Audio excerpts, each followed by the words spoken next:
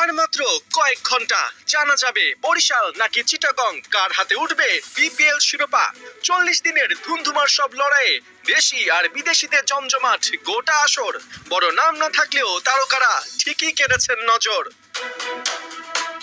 তাই শিরোপার সাথে আরো একটা অ্যাওয়ার্ড ঘিরে এখন তুমুল কৌতূহল। বিপিএল এ এবার কে হচ্ছেন প্লেয়ার অফ দ্য টুর্নামেন্ট, কার হাতে উঠছে 10 লাখ টাকার চেক, দুই ফাইনালিস্টের কেউ কি আছেন নাকি তাদের বাইরে থেকে ছো মেরে কেউ নিয়ে যাবেন আসর সেরার পুরস্কার।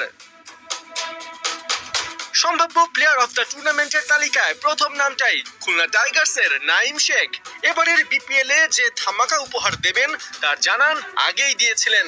এমসিএল টি20-তে ঢাকা মেট্রোর হয়ে 10 ম্যাচে 316 রান, যেখানে সেঞ্চুরি না থাকলেও 50 হাঁকিয়েছিলেন 3 খান। সেই নাঈম বিপিএল আসতেই ধরা ছোঁয়ার বাইরে। দ্বিতীয় বাংলাদেশী হিসেবে এক আসরে 500 রানের মাইল ফলক ক্রস করেছেন। 14 ম্যাচে 143 স্ট্রাইক রেটে ব্যাট চালিয়ে সেঞ্চুরি হাঁকিয়েছেন একটা। তাই ব্যাটিং ডিসপ্লে দিয়ে আসর সেরার দৌড়ে সবার আগে নাঈম শেখ। দ্বিতীয় স্থানে আছেন মেহেদী হাসান মিরাজ। সাকিব মাহমুদুল্লাহর পর তৃতীয় বাংলাদেশি অলরাউন্ডার হিসেবে প্লেয়ার অফ দ্য টুর্নামেন্টের দৌড়ে ভালো মতোই আছেন এই তারকা। প্রথমত অধিনায়ক হিসেবে দলকে দ্বিতীয় কোয়ালিফায়ার পর্যন্ত টেনে এনেছেন।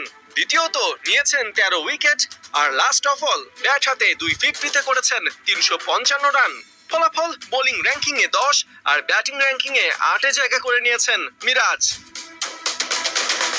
তৃতীয় নামটা তাসকিন আহমেদের। দল হিসেবে রাজশাহী যখন বিপিএল কে কলঙ্কিত করছিল তখন তাসকিন নিজের পারফরম্যান্সে আলো ছড়িয়ে গেছেন।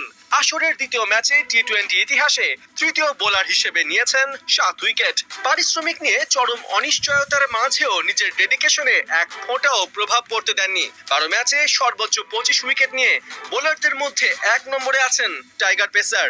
শুধু উইকেটই নয়, 6.49 ইকোনমি বুঝিয়ে দেয় তাসকিন কতটা ইম্প্যাক্টফুল ছিলেন। তাই অপেক্ষা এখন ফাইনাল শেষের, যখন জানা যাবে নাঈম শেখ, মিরাজ, তাসকিন নাকি দুই ফাইনালিস্ট দলের কেউ হাতে তুলবেন প্লেয়ার অফ দ্য টুর্নামেন্টের সেই অ্যাওয়ার্ড। পার্থ বণিক,